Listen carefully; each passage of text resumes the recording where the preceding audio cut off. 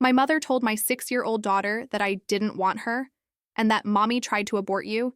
Now my daughter has nightmares and asks me, why do you hate me? The shrill and desperate sound of my daughter Sophia's scream, tearing through the silence of Thursday's early morning at 3 o'clock, was an alarm that no mother should need to hear regularly, but which had become painfully familiar routine during the last 2 weeks since that catastrophic afternoon when my own mother Amelia had deliberately destroyed my 6-year-old daughter's emotional innocence through cruel revelations about supposed abortion attempts that had never happened but now dominated the childhood nightmares, transforming cheerful girl into traumatized child, constantly questioning whether she was loved or merely tolerated by the mother who should protect her unconditionally from all the cruelties of the world, including those perpetrated by family members who should care for her emotional well-being instead of deliberately traumatizing through calculated lies designed to destroy healthy maternal relationships. I ran barefoot down the cold hallway of the house that Raphael and I had bought 5 years ago, imagining creating happy family and welcoming environment, but which now seemed haunted by traumatic memories of venomous words pronounced by manipulative grandmother during apparently innocent visit that had transformed into devastating psychological attack against defenseless child.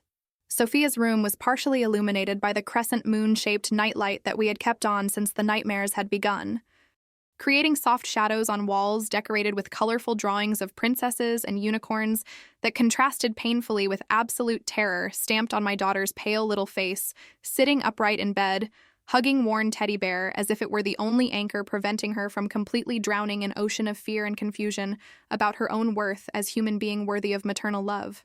Mommy, I had the nightmare again where you're at the hospital trying to get the doctors to take me out of your belly because you don't want me. And I keep screaming, asking you to let me be born, but you don't listen and keep saying I'm a mistake that needs to be corrected before it's too late. Sophia sobbed in small voice broken by convulsive crying that made her thin little body tremble uncontrollably, while tears rolled down rosy cheeks leaving shiny trails under the dim light of the night lamp.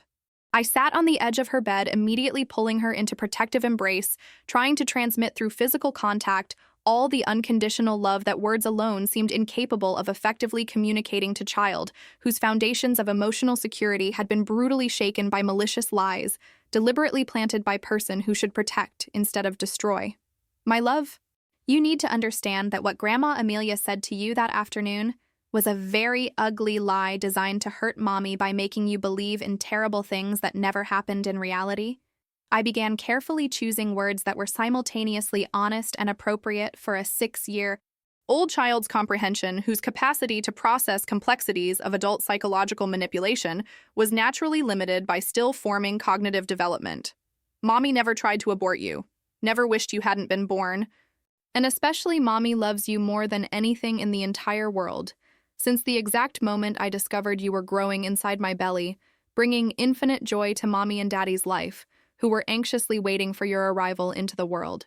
The words came out of my mouth with deep emotional conviction, but I perceived from the confused and doubtful expression on Sophia's little face that 6 years of careful construction of healthy maternal bond had been severely damaged by just 15 minutes of exposure to Amelia's venomous narratives during that impossible afternoon when I had made the catastrophic mistake of leaving my daughter alone with my mother, naively believing that blood ties guaranteed responsible and loving behavior, instead of cruel manipulation designed to cause maximum possible psychological suffering.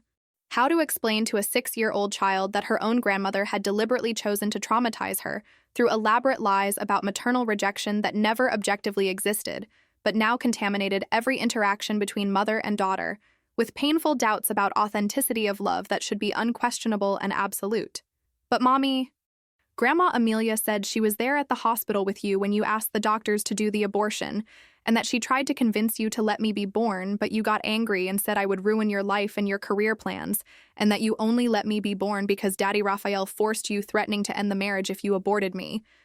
Sophia continued in trembling voice, revealing additional details of elaborate narrative that Amelia had meticulously constructed, including specific elements designed to seem convincing, through inclusion of supposedly authoritative eyewitness testimony, and especially through creating conflict between parents, where Raphael emerged as heroic savior, while I was portrayed as reluctant mother, forced to accept unwanted motherhood under threat of marital abandonment. The cruel sophistication of that fabricated narrative revealed level of deliberate planning that transcended simply impulsive emotional outburst of temporarily uncontrolled grandmother, suggesting instead calculated campaign specifically designed to destroy healthy maternal relationship through planting seeds of doubt about unconditional love that forms essential foundation of secure emotional development during formative childhood.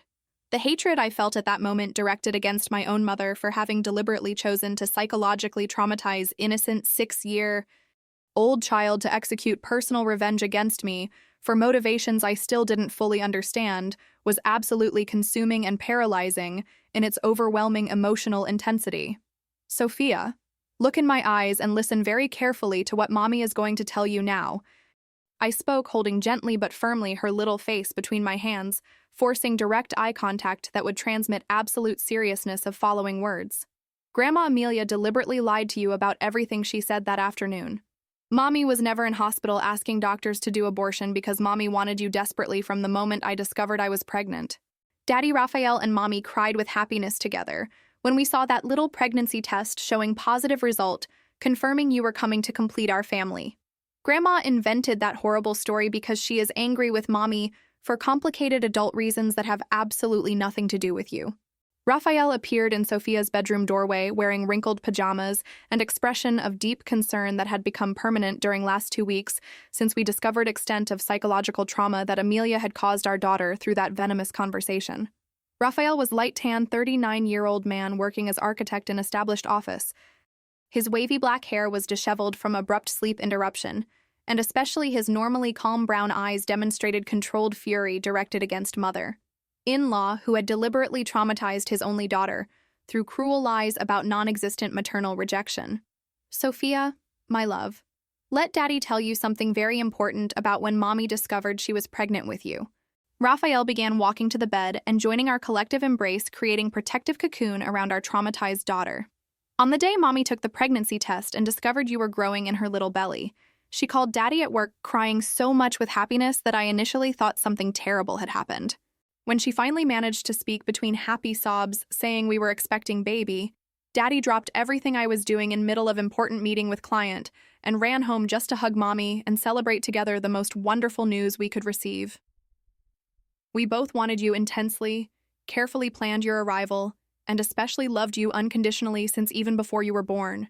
Raphael's words offered additional validation of objective truth about our absolute happiness upon discovering pregnancy, but I perceived that Sophia still struggled internally between believing loving parents she had known all her life versus believing alternative narrative presented by grandmother who occupied respected family authority position until that catastrophic moment when she had abused that trust to cause maximum possible psychological damage. The fundamental injustice of 6-year-old child being forced to navigate complexities of determining which contradictory version of family history was true, when she should simply be worried about playing, cartoons, and other innocent age. Appropriate childhood joys was absolutely revolting. But why would Grandma Amelia lie about something so serious if she loves me like she always says she loves me? Adults don't lie to children about important things. So maybe Grandma is telling the truth and you're lying now to protect me from knowing that Mommy really didn't want me initially. Sophia argued with devastating childish logic that revealed how easily children can be manipulated by ill-intentioned adults exploiting authority and trust established through years of apparently loving relationship. The question exposed painful core of psychological dilemma that Sophia faced, where believing our version required accepting that beloved grandmother had lied cruelly, while believing Amelia's version required accepting that Mother secretly rejected her, despite constant demonstrations of maternal love during 6 years of shared life. Raphael and I exchanged glance loaded with deep concern, recognizing that we urgently needed professional intervention to help Sophia process that complex psychological trauma in therapeutically appropriate manner that we alone didn't possess adequate training to effectively facilitate. The morning following that anguished night, one more and growing series of early mornings interrupted by traumatic nightmares, I immediately called Dr. Marcia, child psychologist specializing in family trauma, whom our pediatrician had recommended when I reported during routine consultation the dramatic behavioral changes that Sophia had demonstrated after Amelia's catastrophic visit, including recurring nightmares, intensified separation anxiety, and especially constant questioning about whether she was really loved or merely tolerated. Julia, from the description you provided about what your mother said specifically to Sophia, and especially about psychological symptoms the girl is demonstrating during last 2 weeks, This clearly constitutes child emotional abuse through deliberate psychological manipulation designed to cause suffering and especially to destroy healthy maternal bond between you and your daughter. Dr. Marcia explained during emergency consultation that she had generously scheduled for that same afternoon, recognizing urgency of situation. Dr. Marcia was a 45-year-old woman with short red hair and compassionate blue eyes that transmitted simultaneously professional competence and genuine human empathy developed through decades working with children traumatized by adults who should protect them. 6-year-old children are in developmental stage where they are still forming fundamental understanding about their own worth and especially about reliability of parental love as foundation of emotional security that will enable healthy relationships during rest of life, she continued with growing seriousness. When respected family authority figure like grandmother deliberately plants narrative of maternal rejection during such critical developmental period, this can cause lasting psychological damage that requires intensive therapeutic intervention to prevent formation of insecure attachment patterns that would negatively affect all of child's future relationships. Dr. Marcia's technical words confirmed my worst fears about severity of psychological trauma that Amelia had caused Sophia through that venomous conversation of just 15 minutes that now threatened to permanently compromise emotional foundations that Raphael and I had carefully built during 6 years of dedicated motherhood and fatherhood. The anger I felt against my own mother for having deliberately chosen to traumatize innocent child to execute personal revenge against me was intensified by professional recognition that damages caused could have lasting consequences transcending simply immediate period of nightmares and anxiety to potentially affect Sophia's emotional development during following years or even decades. Dr. Marcia, what can I do practically now to help my daughter process this trauma in a healthy way, and especially to rebuild her trust in the unconditional love I feel for her?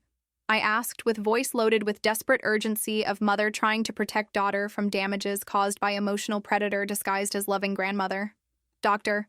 Marcia breathed deeply as if she were carefully considering how to present recommendations that would be simultaneously therapeutically effective and practical for family in crisis navigating complexities of trauma caused by own family member instead of external stranger, easier to categorize as clear threat.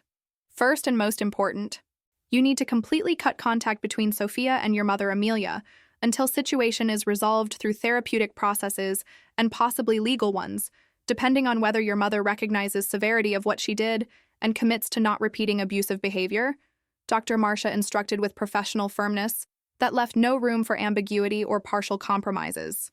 Traumatized children need completely safe environments free of any possibility of re-exposure to perpetrator to be able to process painful experiences and rebuild sense of emotional security. Second, Sophia will need regular weekly therapy with me for at least next 3 to 6 months focused specifically on processing trauma related to lies that were told, and especially on rebuilding secure understanding that your parental love is genuine and unconditional.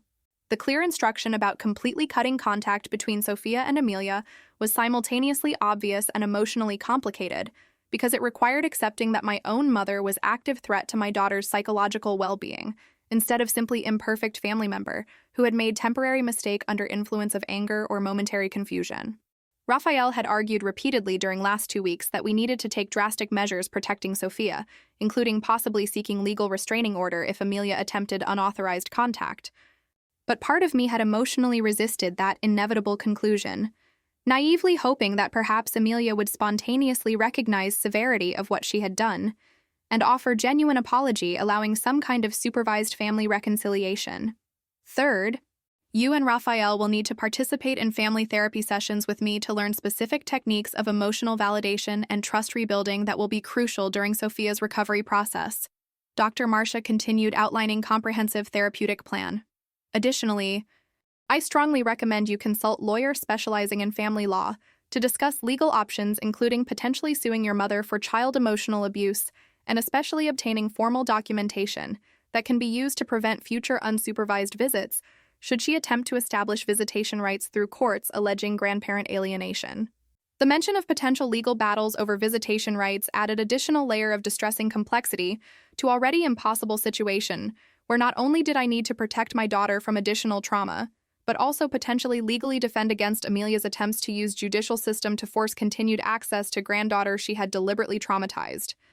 Raphael had casually mentioned during nighttime conversation previous week that his sister had experienced similar situation where mother-in-law had sued judicially for forced visitation rights after being cut from grandchildren's lives due to abusive behavior, and that worrying precedent suggested that simply cutting contact might not be sufficient to permanently protect Sophia from Amelia's toxic influence. When moment finally arrived to explain to Sophia in age-appropriate manner that she would no longer see Grandma Amelia for indefinite time, I sat with her on living room couch while Raphael remained nearby, offering silent support but comforting physical presence. "My love, Mommy and Daddy decided that you won't visit Grandma Amelia anymore, or receive visits from her here at home for now because what she said to you that afternoon was very wrong and hurt your feelings very much, causing scary nightmares every night." I began carefully observing Sophia's reaction to assess how to process that additional information. "But Mommy, if I don't see Grandma Amelia anymore, doesn't that mean she was right about you not loving me? Because if you really love me, why would you cut contact between me and Grandma, who was always nice to me, except that one time she said bad things?" Sophia questioned with childish logic that exposed apparent contradiction between our protective actions and narrative of unconditional love we were trying to rebuild. The question revealed how deeply Amelia's lies had penetrated Sophia's psyche, creating distorted lens through which she interpreted all our subsequent actions as potentially confirming narrative of rejection instead of recognizing as demonstrations of genuine maternal protection. Raphael intervened gently but firmly, offering additional perspective that could help Sophia understand crucial distinction between loving protection and cruel rejection. "Sophia, when Mommy and Daddy protect you from person who said very bad things that hurt you emotionally, this is exactly proof of how much we love you and want to ensure you are always safe not only physically, but also emotionally," he explained with characteristic patience.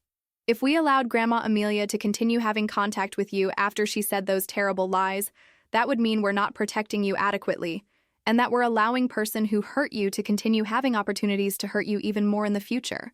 Raphael's words offered logical structure that apparently resonated better with Sophia than my more emotional attempts to explain impossible situation, and I observed with cautious relief when confused expression on her little face gradually transformed into nascent understanding about distinction between love that protects versus love that allows harmful behavior to continue without consequences.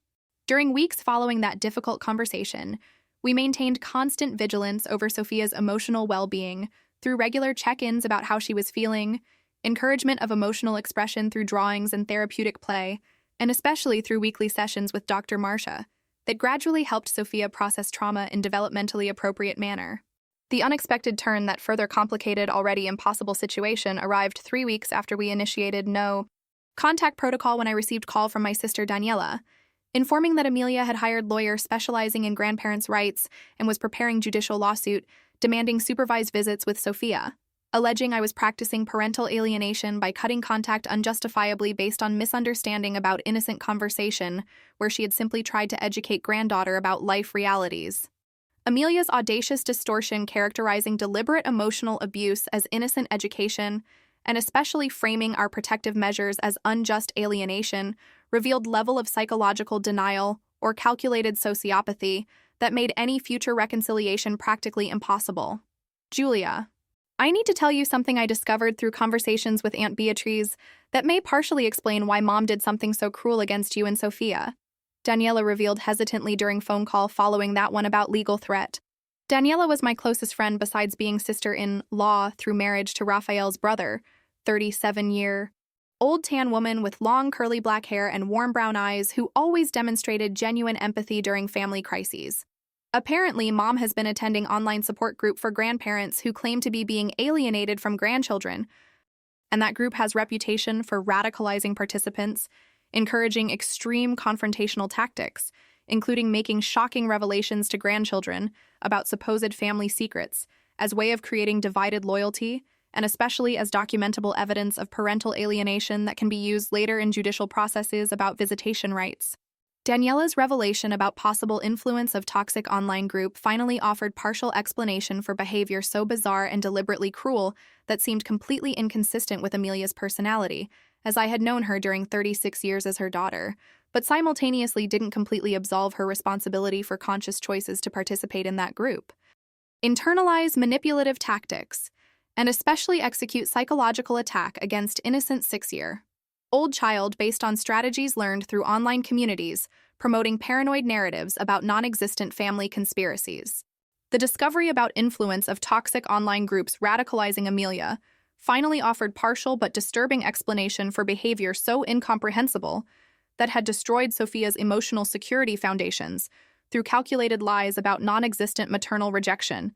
But simultaneously, that revelation didn't diminish my mother's moral responsibility for conscious choices to participate in those poisonous virtual communities, absorb paranoid narratives about fabricated parental alienation, and especially execute manipulative tactics learned against own innocent granddaughter, transforming cheerful child into traumatized victim of psychological warfare between adults who should protect her unconditionally instead of using her as weapon in imaginary family conflicts constructed through collective delusions, systematically fed by ill-intentioned strangers hidden behind computer screens.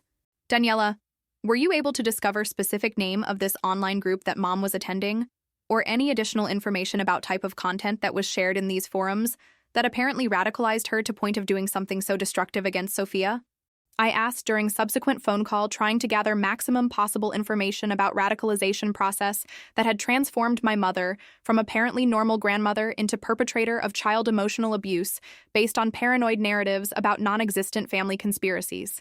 Daniela hesitated briefly as if deciding how much detail to share about disturbing discoveries she had made investigating Amelia's recent online activities through conversations with other extended family members who had noticed progressive behavioral changes during months prior to catastrophic incident. Aunt Beatrice told me that Mom was participating in at least 3 different groups on social network site focused specifically on grandparents who claimed to be being alienated from grandchildren by controlling and manipulative adult children. Daniela explained with tone loaded with growing concern about extent of radicalization that Amelia had experienced through prolonged exposure to those toxic communities. In these groups, apparently, there are moderators and veteran members who actively encourage new participants to document evidence of supposed alienation through dramatic confrontational tactics, including making shocking revelations to grandchildren about alleged family secrets, recording emotional reactions of adult children to use later as proof of aggressive behavior, and especially creating situations that force loyalty choice between parents and grandparents as way of demonstrating existence of parental alienation. Daniela's detailed description about tactics systematically taught in these online groups revealed coordinated operation much more sophisticated than simply genuine support community for grandparents legitimately concerned about healthy family relationships, suggesting instead organized movement actively promoting destruction of functional family bonds through creating artificial conflicts based on paranoid narratives that transformed normal interactions into evidence of malicious conspiracies through paranoid lens systematically provided by toxic virtual communities. The devastating understanding that my own mother had been essentially recruited by online cult dedicated to radicalizing vulnerable people against own children through systematic psychological manipulation partially explained such bizarre behavior, but simultaneously intensified fury directed not only against Amelia, but especially against virtual predators who deliberately exploited insecurities of lonely elderly for obscure purposes that remained incomprehensible. I managed to find some posts that Mom had made in these groups during last 6 months through public profiles she maintained without apparently understanding that anyone could see content she shared. Daniela continued with voice loaded with deep sadness about progressive mental deterioration that those posts chronologically documented. Initially, her posts were relatively benign, asking advice about how to improve relationship with you, and especially how to have more time with Sophia. But gradually, during following months, language began changing to incorporate specific terms used in these groups like parental alienation, maternal narcissism, and especially conspiracy to distance grandparents. And especially other group members responded validating her paranoid concerns and encouraging increasingly dramatic actions to expose supposed abuse that objectively didn't exist. The documented progression of Amelia from concerned but rational participant to convinced believer in paranoid narratives about non-existent family conspiracy revealed radicalization process surprisingly similar to that observed in contexts of political or religious extremism, where vulnerable individuals are gradually isolated from alternative perspectives through immersion in echo chambers that systematically reinforce increasingly distorted beliefs about objective reality. The particular tragedy of that situation was that Amelia's radicalization had resulted not in abstract political violence, but rather in concrete psychological trauma caused to innocent 6-year-old child who now woke up screaming every night, questioning whether she was really loved by mother, who should represent unquestionable source of emotional security during critical formative years of childhood development. Fernando, 41-year, old brother, in-law married to Rafael's sister, called that same night offering additional perspective on situation that had begun affecting extended family, as diverse members became aware of incident through informal conversations, and especially began choosing sides in conflict that rapidly polarized between those who believed my version of events versus those who maintained loyalty to Amelia, based on years of family relationship prior to catastrophic collapse. Fernando was a fair-skinned man with short blonde hair and worried blue eyes who worked as financial manager, naturally demonstrating inclination toward objective analysis of complex situations through rational lens instead of purely emotional characteristic of some other family members more prone to making decisions based on traditional loyalties instead of objective evidence. Julia, I need to tell you something I discovered talking with cousin Marcos, who works in cybersecurity area and has experience investigating extremist online groups.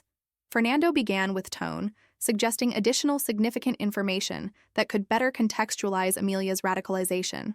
Apparently, these parental alienation groups that your mother was attending have documented connections with broader movements that promote specific ideologies about parental rights and especially about supposed cultural conspiracy against traditional family structures.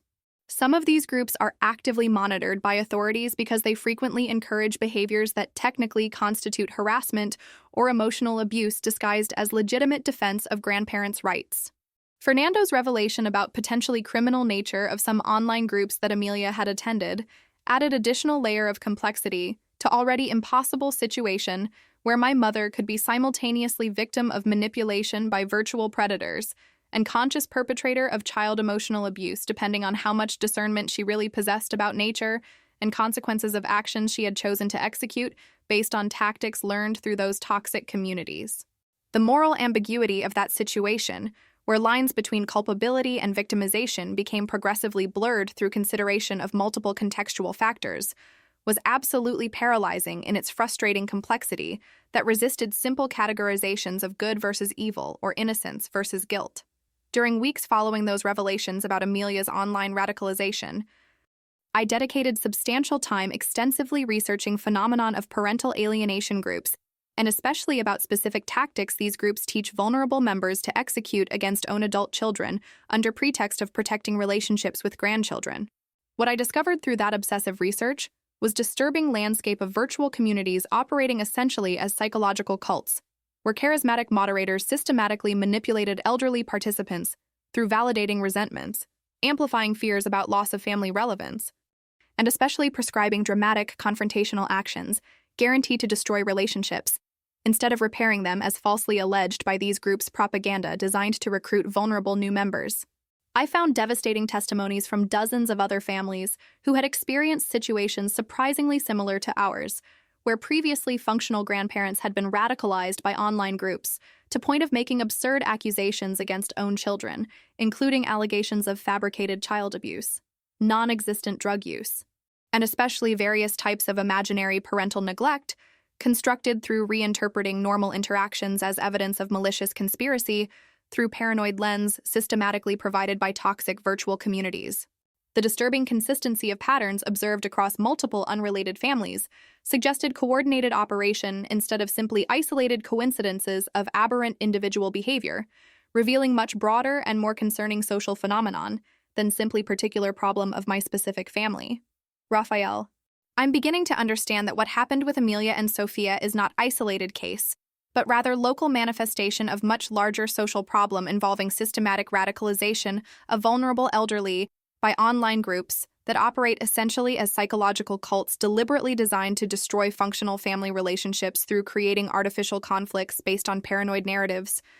I explained during nighttime conversation after Sophia had finally managed to sleep without nightmares for first time in weeks, thanks to gradual therapeutic progress with Dr. Marcia. We need to seriously consider not only protecting our family from Amelia, but also potentially publicly exposing these groups and tactics they promote to prevent other families from experiencing traumas, similar to what we're currently going through. Raphael carefully considered my suggestion, while we remained lying in partial darkness of bedroom illuminated only by dim light filtering through partially open curtains. I understand impulse to transform our personal tragedy into larger cause that could potentially help other families, but we need to prioritize Sophia's emotional recovery and especially our immediate family's stability, before considering engagement in broader battles against complex social movements. He responded with characteristic pragmatism that balanced idealism with realism about practical limitations of time and emotional energy available for family already traumatized by recent devastating events. Let's focus first on ensuring Sophia recovers completely and that we manage to rebuild sense of normalcy and security in our home before thinking about expanding scope of our efforts to broader social issues. Raphael's wise words offered necessary perspective about importance of maintaining focus on immediate priorities instead of dispersing limited energy through multiple fronts simultaneously. But part of me continued feeling moral responsibility to do something substantive to prevent other innocent children from experiencing trauma, similar to what Sophia had suffered through cruel manipulations executed by radicalized grandparents following tactics prescribed by malicious online groups. The tension between immediate family needs and broader social responsibilities was an ethical dilemma without simple resolution that would require careful navigation during following months, as our specific situation evolved through therapeutic processes and potentially legal ones still gradually unfolding. The first family therapy session with Dr. Marcia, that included both Raphael and me, besides Sophia, was revealing experience about complexities of rebuilding maternal trust after trauma, so fundamental as child questioning whether she is really loved by mother, who should represent unquestionable source of emotional security during formative childhood development. Dr. Marcia had carefully prepared office environment to maximize Sophia's comfort through including therapeutic toys, art materials, and especially welcoming atmosphere that encouraged honest emotional expression without fear of judgment or negative consequences for sharing difficult feelings about complex family situation that 6-year old child naturally struggled to adequately process through still developing cognitive resources. Sophia, I want you to know that everything we discuss here in this room is completely safe and confidential, and especially that you can say anything you're feeling without worry of hurting mommy or daddy's feelings or causing problems for Grandma Amelia. Dr. Marcia began with gentle but clear voice, establishing foundations of psychological safety necessary for effective therapeutic work. Sometimes when confusing or scary things happen in our families, children feel they need to protect adults by hiding their true feelings. But here you have total permission to be completely honest about how you're feeling, even if those feelings are sad or angry or especially confused. Sophia remained briefly silent, nervously playing with rag doll she had chosen from basket of therapeutic toys while processing Dr. Marcia's explicit permission to express emotions she had likely been repressing to protect parents who already seemed obviously stressed by complex family situation. I get very confused because part of me believes when mommy and daddy say they love me, and that grandma lied about mommy trying to abort me. But another part of me keeps thinking, maybe grandma was telling the truth and mommy is lying now to make me feel better about being child. Nobody really wanted initially. Sophia finally articulated in small voice, revealing painful core of psychological dilemma that had dominated her thoughts during weeks since venomous conversation with Amelia. Sophia's honest words about persistent doubt despite our constant reassurances were simultaneously devastating to hear, but also necessary to be openly expressed, so Dr. Marcia could effectively work through appropriate therapeutic techniques, helping Sophia process trauma in developmentally healthy manner. Sophia, it's completely normal and understandable that you feel confusion when important adults in your life say very different things about same subject, especially when that subject is as important as knowing whether you're loved by your parents. Our Dr. Marcia validated with professional empathy while beginning to carefully navigate through complex therapeutic process of rebuilding maternal trust foundations severely damaged by third parties' malicious intervention. I'm going to teach you some ways of thinking about this confusing situation that can help you discover what is really true instead of being stuck in middle without knowing whom to believe. Dr. Marcia continued, while picking up large paper and colored markers, beginning to draw a simple diagram illustrating concept of evidence versus allegations. When people say things about other people, we can look at evidence which are real and concrete things we can see and touch, instead of just words someone speaks. For example, if Grandma Amelia said mommy tried to abort you but didn't show any documents or real proof of that, while mommy can show photos of her pregnant and happy, ultrasound of you in her belly, and especially years of loving behavior taking care of you every day, which version has more real evidence supporting it? Dr. Marcia's pedagogical approach teaching Sophia to critically evaluate conflicting claims through examining objective evidence instead of simply choosing which adult to believe based on authority was brilliant therapeutic strategy that simultaneously empowered child through giving cognitive tools to navigate complex situation, and especially began rebuilding rational logic that had been damaged by Amelia's psychological manipulation. I observed fascinated, while Sophia slowly began processing concept of evidence versus allegations through developmentally appropriate lens that Dr. Marcia had carefully constructed using language and examples accessible for childish comprehension, without excessively simplifying genuine complexity of situation. Mommy has many photos of her pregnant smiling and holding my ultrasound. And Daddy always tells story of how they cried happily when they discovered I was coming. And especially Mommy always took very good care of me every day since I was born. Sophia began reasoning aloud while examining available evidence. But Grandma Amelia said she was there at hospital when Mommy asked for abortion. So that counts as evidence too because she said she saw it happen personally, instead of just hearing from someone. She continued revealing how easily children can be confused by eyewitness testimony claims, even when completely fabricated by ill-intentioned adults exploiting trust established through years of apparently loving relationship.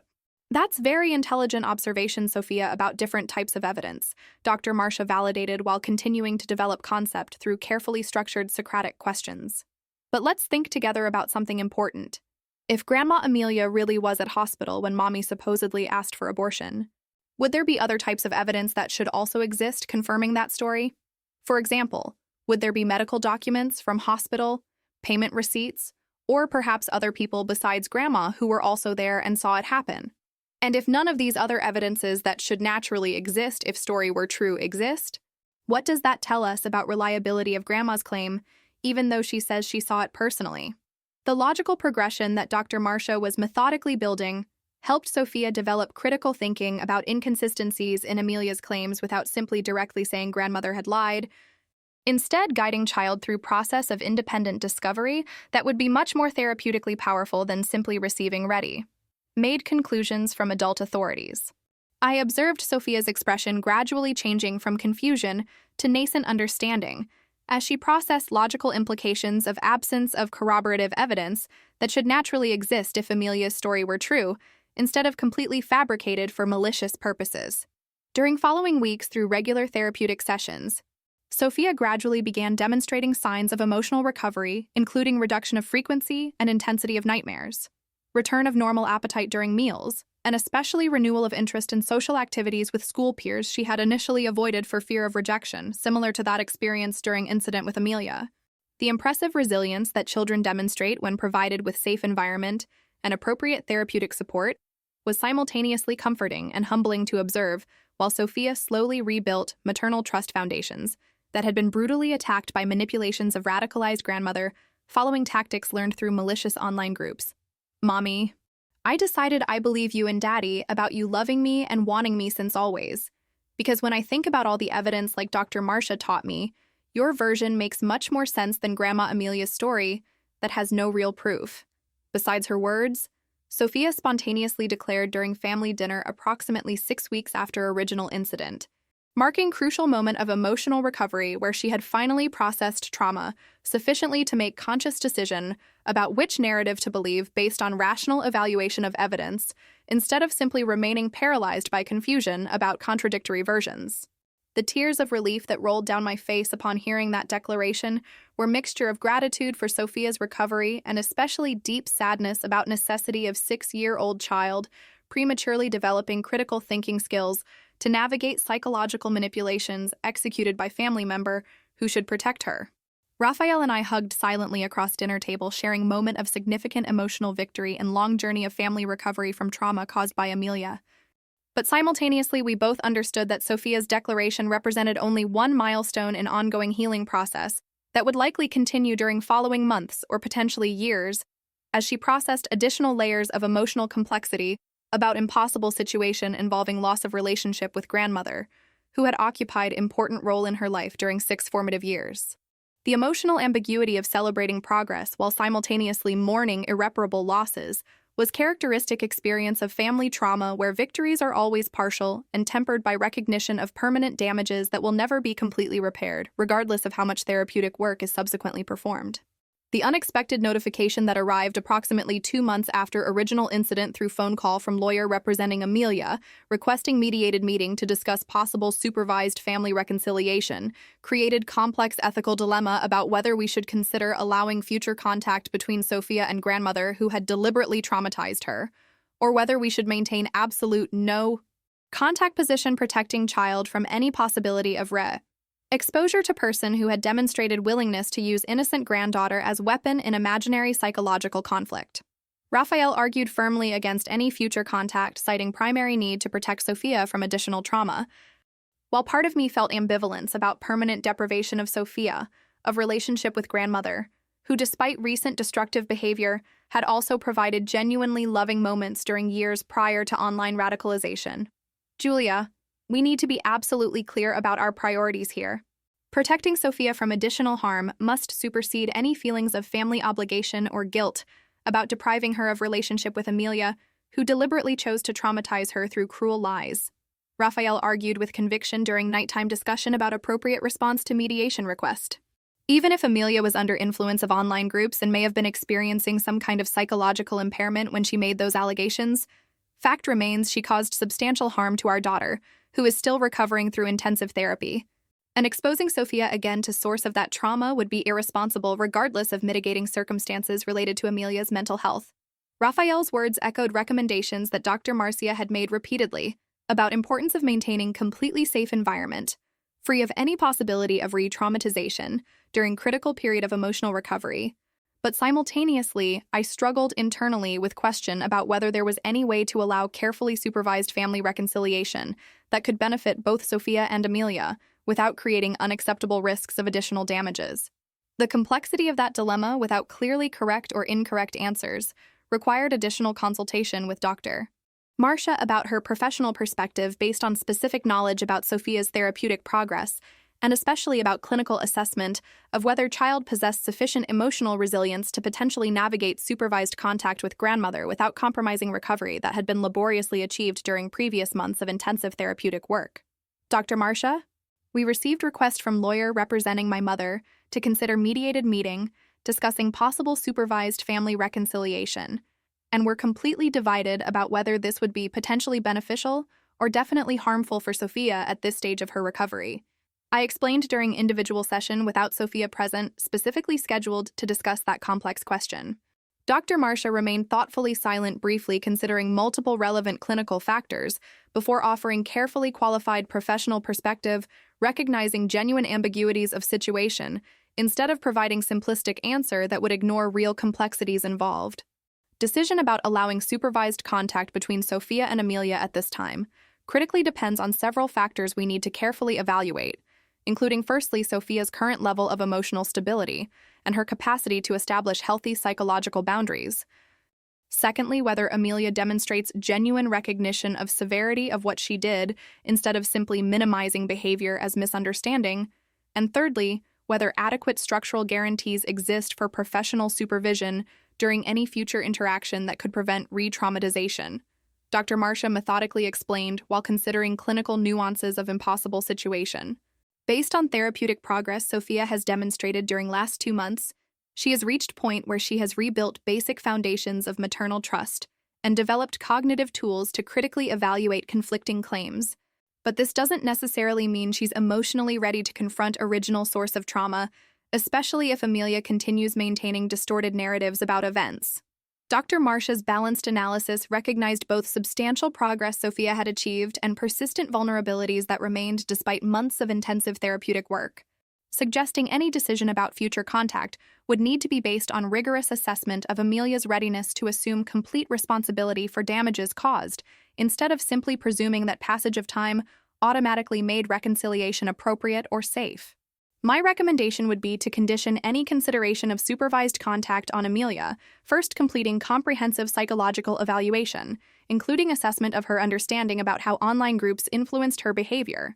Second, participating in individual therapy focused specifically on processing motivations that led her to execute manipulative tactics against own granddaughter. And third, preparing detailed accountability letter addressed to Sophia specifically recognizing each lie told and emotional impact caused without any minimization or defensive justifications. Dr. Marcia outlined clear criteria that established high bar for appropriate reconciliation. Raphael and I immediately agreed with Dr. Marcia's recommendations, recognizing that any path to potential reconciliation would need to be built on foundation of Amelia's genuine accountability, instead of simply resuming relationship as if trauma had never occurred or could be forgotten through passage of time without adequate processing of fundamental trust violations that had been deliberately perpetrated against innocent child. We communicated those specific criteria through our own lawyer to Amelia's lawyer, establishing clear expectations about necessary prerequisites before we would consider any form of mediation or supervised contact, and especially making absolutely clear that protection of Sophia's emotional well-being remained non-negotiable priority, superseding any consideration of family convenience or social pressures, about importance of maintaining intergenerational relationships regardless of abusive behaviors that had been demonstrated. Amelia's response through her lawyer arrived approximately 3 weeks after we communicated those criteria, and revealed disturbing mixture of partial recognition and persistent defensiveness that suggested she still hadn't fully processed severity of her actions, or especially developed genuine understanding about how online radicalization had distorted her perceptions about objective family reality. My client recognizes that conversations with Sophia may have been disturbing for child and regrets any distress inadvertently caused. However, maintains position that she was acting with genuinely protective intentions, based on legitimate concerns about granddaughter's well-being that were validated by online support community dedicated to defending rights of unjustly alienated grandparents.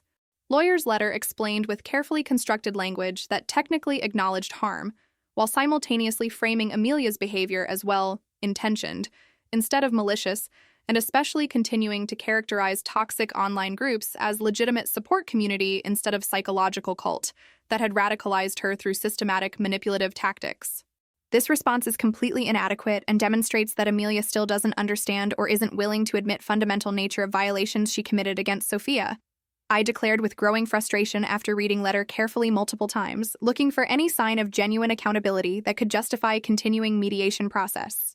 She continues framing her behavior as based on legitimate concerns instead of recognizing she was manipulated by online groups to believe in paranoid narratives completely disconnected from objective reality of our family relationship, and especially continues minimizing emotional impact on Sophia through using language like distress inadvertently caused, instead of assuming responsibility for deliberate choice to traumatize child through calculated lies. Raphael completely agreed with my assessment, arguing we should respond firmly rejecting mediation proposal until Amelia demonstrated capacity for genuine accountability without defensiveness or minimization, and especially that we should seriously consider seeking formal restraining order through courts legally establishing no contact boundaries if Amelia continued attempting to force reconciliation without first completing necessary psychological work. Dr. Marcia agreed with our assessment when we shared letter content during following session, confirming that language used by Amelia demonstrated substantial insight deficits about nature of her actions, and especially about radicalization process she had experienced through prolonged exposure to toxic online groups. People who have been genuinely radicalized by extremist movements frequently demonstrate specific patterns of denial and rationalization, even after being confronted with objective evidence about destructive nature of their actions, because completely admitting error would require fundamental reconstruction of worldviews that became central to their psychological identity during radicalization process. She explained, contextualizing Amelia's inadequate response within broader framework of extremism psychology and de-radicalization.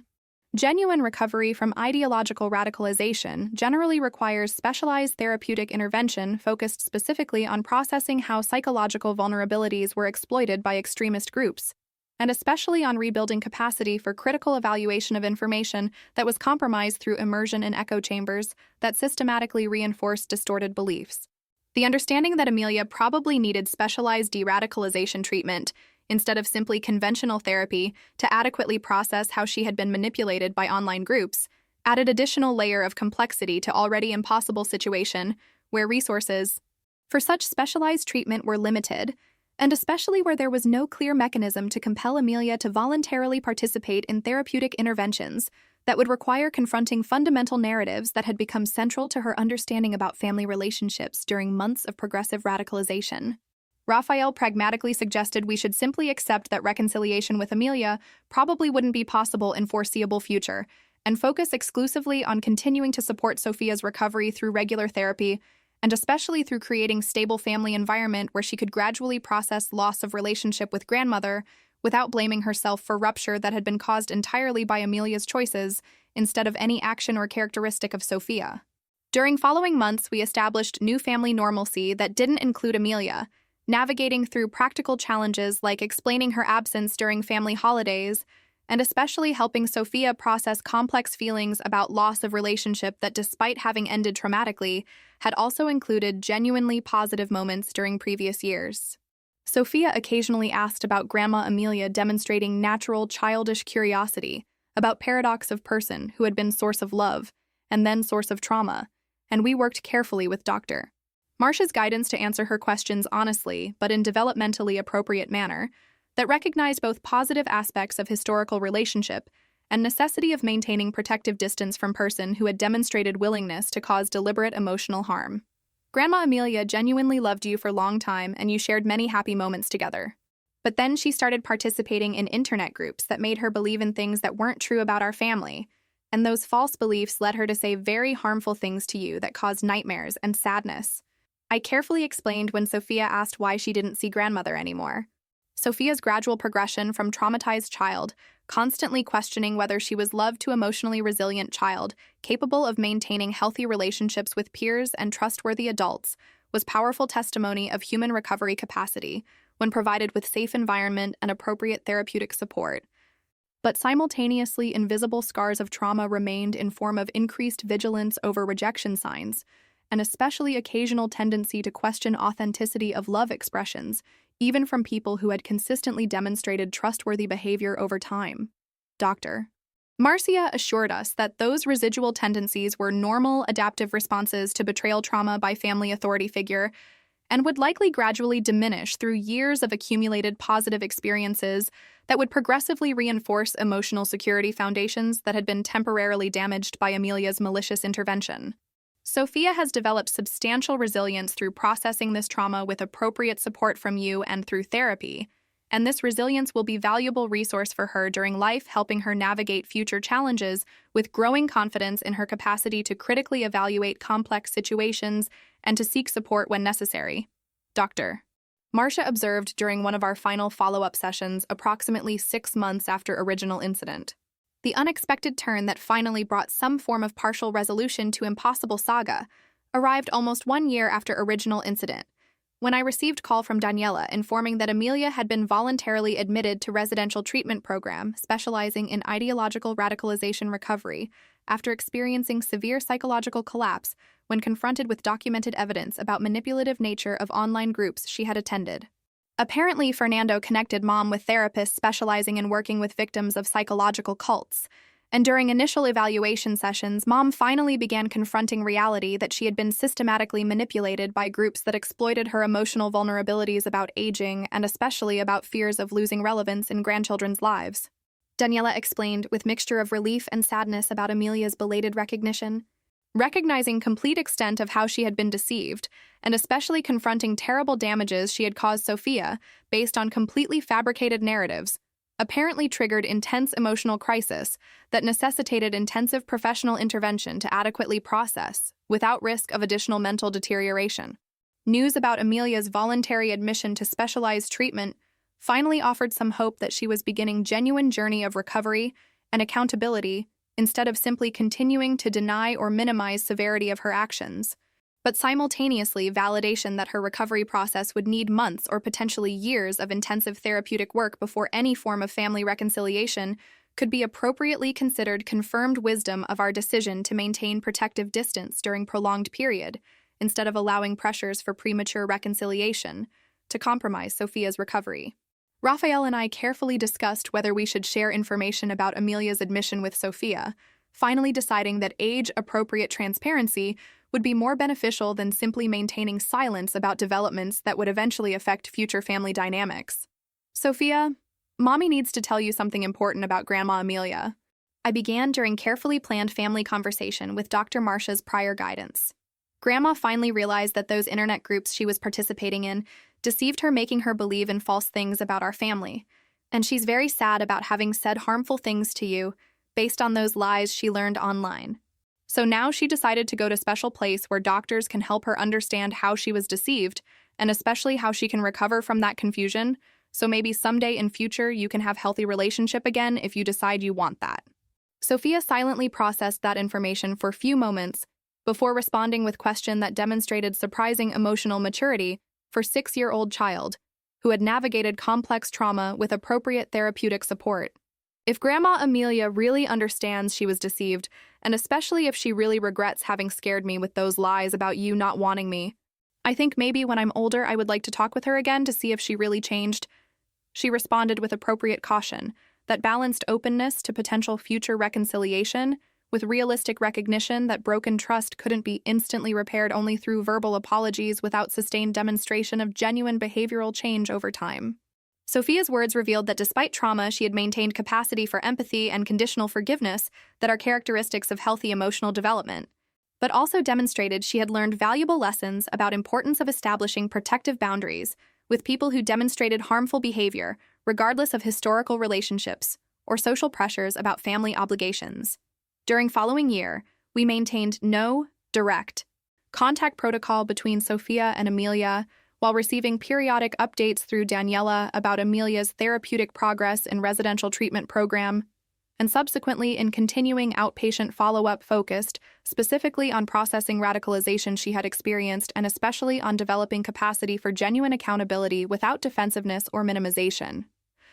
Approximately 18 months after original incident, we received handwritten letter from Amelia addressed to both me and Sophia that represented first direct communication since we had established no contact boundaries, and content of that letter demonstrated substantial transformation in her understanding about events that had destroyed family relationship. Julia and Sophia, I write this letter after many months of intensive therapeutic work processing how I was manipulated by extremist online groups that systematically exploited my fears about aging, and especially about losing relevance in your lives. Letter began with direct recognition that contrasted dramatically with defensiveness of previous communications.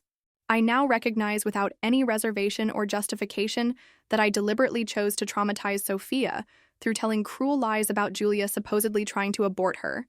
And that choice was based not on any legitimate concern, but rather on completely fabricated paranoid narratives I learned through online groups that operate essentially as psychological cults designed to destroy functional family relationships. The letter continued for several pages, specifically detailing process through which Amelia had been gradually radicalized, including specific emotional vulnerabilities that had been exploited by group moderators, and especially concrete tactics that had been prescribed for her to execute, including exactly type of shocking revelation she had made to Sophia as way of creating divided loyalty and documenting supposed parental alienation. I now understand there is no justification or excuse for having used innocent 6-year-old child as weapon in imaginary psychological conflict that existed only in my mind, distorted by months of immersion in communities that systematically reinforced paranoid beliefs disconnected from any objective reality.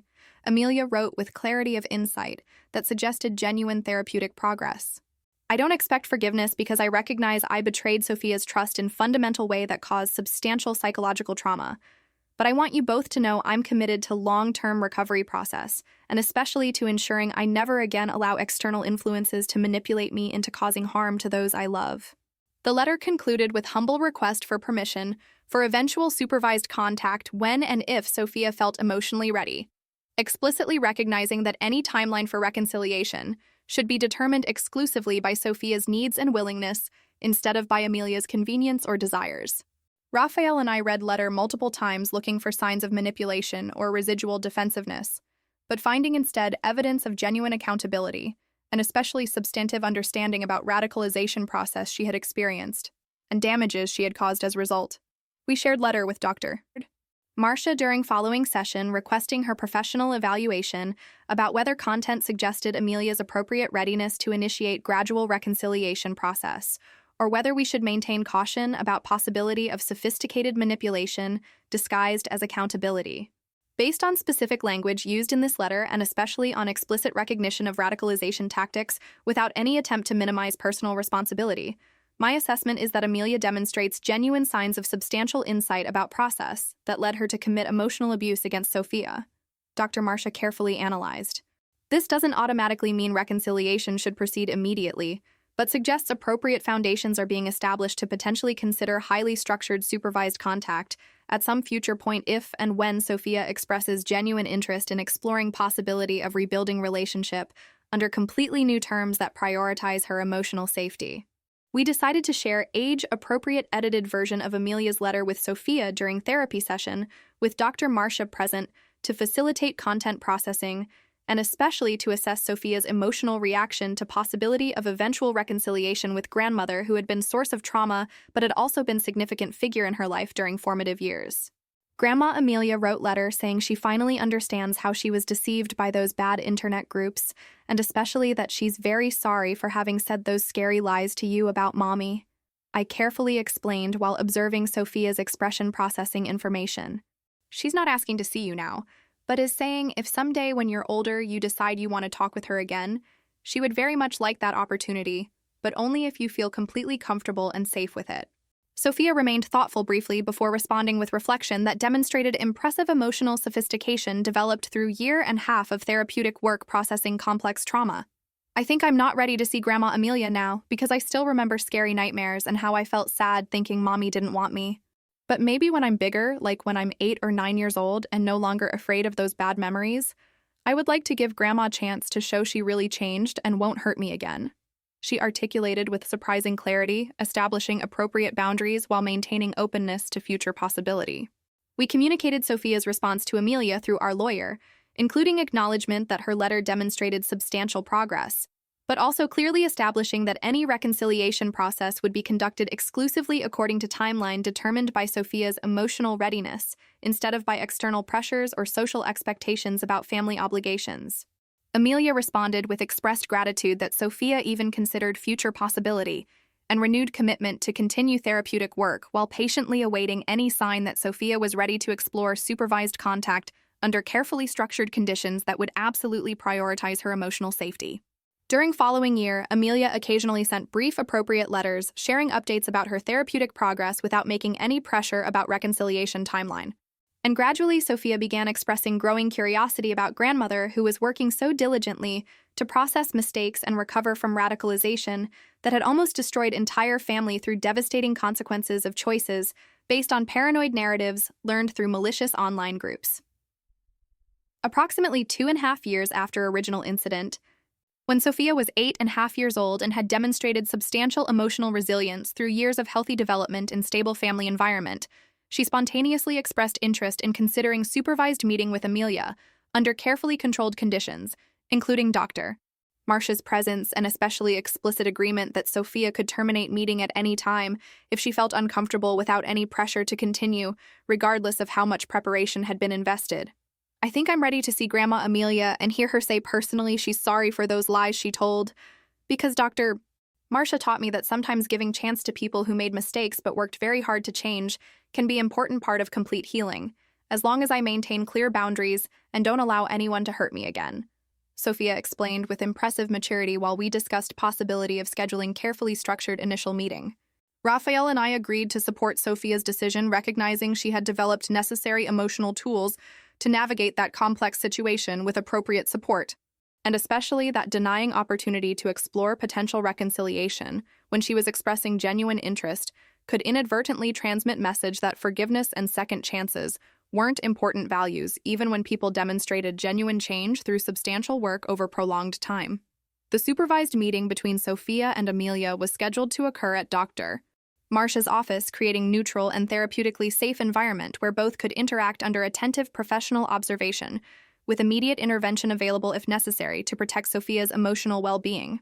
Amelia arrived 15 minutes before scheduled time, demonstrating appropriate nervousness through tense body language, but also careful preparation through respectfully neat appearance, and especially through bringing additional handwritten letter specifically addressed to Sophia, containing detailed apologies in age-appropriate language for 8-year-old that specifically recognized each lie told and emotional impact caused. When Sophia entered room accompanied by Raphael and me, Amelia remained seated as instructed by Dr. Marcia, allowing Sophia to control physical approach and especially interaction pace, instead of imposing hug or contact that could be invasive for child still processing residual trauma associated with grandmother who had been source of such harmful words years before. Sophia, I want you to know I'm deeply sorry for having said terrible and false things to you about your mother 2.5 years ago.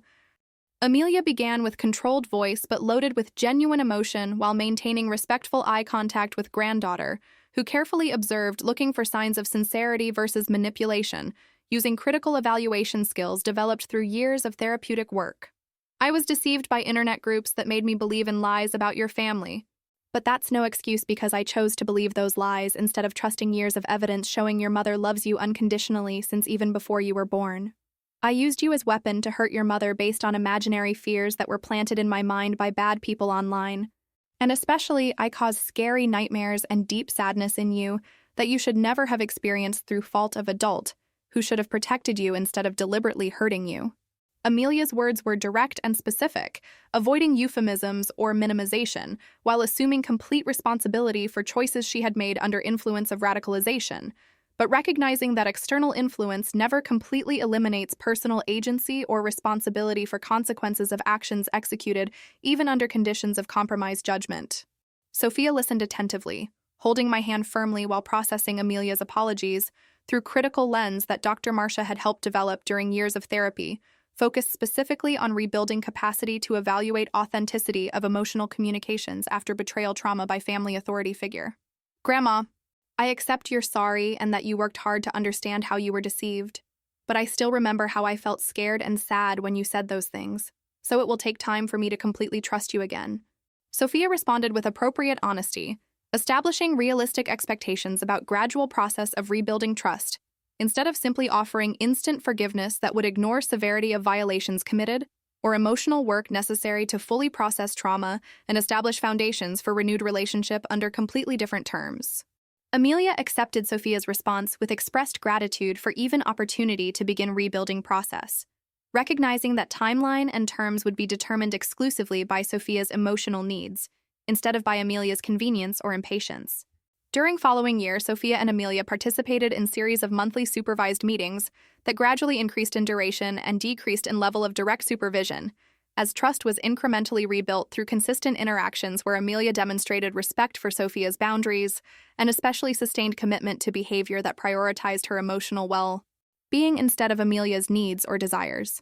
The reconciliation process was slow and frequently emotionally challenging for all parties involved, but also demonstrated genuine possibility of recovery from family trauma when perpetrator assumes complete responsibility, submits to appropriate treatment to process factors that contributed to harmful behavior, and especially respects timeline determined by survivor instead of imposing pressures for premature forgiveness that primarily serve to relieve perpetrator's guilt instead of facilitating genuine healing of person who was harmed through deliberately cruel actions even if motivated by distorted beliefs instead of pure malice. 3 years after original incident, when Sophia was 9 years old, our family reached new form of normalcy that included Amelia again, but under fundamentally different terms from relationship that had existed before her radicalization through toxic online groups. Amelia participated in some family events, including birthdays and holidays, but always under conditions that respected boundaries established by Sophia, and especially with shared understanding that rebuilt trust was fragile and conditional, based on continued demonstration of respectful behavior, instead of simply presumed through blood ties or social obligations about importance of intergenerational relationships. Sophia developed cautiously renewed relationship with grandmother that recognized both positive aspects of intergenerational connection and historical reality of betrayal that had occurred, and especially maintained continued awareness about importance of establishing protective boundaries with any person, regardless of family relationship, if harmful behavior was demonstrated. Mommy, I learned many important things through everything that happened with Grandma Amelia, including especially that real love means protecting people we love, even when it requires making difficult choices, like temporarily cutting contact with family members who are acting in harmful ways, and also that forgiveness doesn't mean forgetting or pretending bad things didn't happen, but rather choosing to give chance to people who genuinely work to change, while maintaining clear boundaries that protect our emotional safety. Sophia reflected during family conversation when she was 10 years old, demonstrating wisdom that normally develops only through decades of life experiences, but which she had acquired precociously through navigating complex trauma with appropriate therapeutic support, and especially through observing parental modeling that consistently prioritized her emotional well-being instead of social conveniences or family pressures. Sophia's words confirmed that despite substantial pain caused by Amelia's actions, experience had also provided valuable learning opportunities about emotional resilience, importance of critical thinking, and especially about how to establish healthy relationships based on mutual respect and consistent behavior, instead of simply presuming family connections automatically guarantee trust or safety regardless of demonstrated actions. Our family's story eventually became part of broader efforts to raise public awareness about dangers of online groups that radicalize vulnerable elderly through exploiting fears about aging and especially about supposed alienation by adult children that objectively isn't occurring, but is artificially constructed through reinterpreting normal interactions as evidence of malicious conspiracy.